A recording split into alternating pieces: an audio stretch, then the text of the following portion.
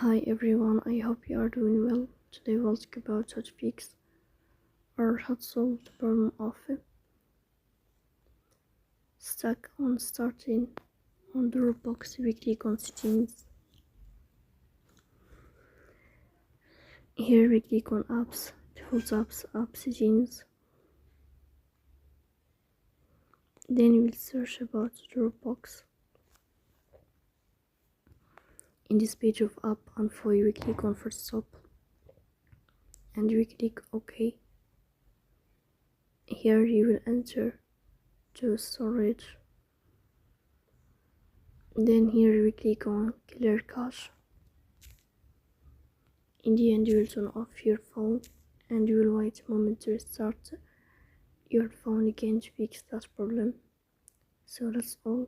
Don't forget to support us by like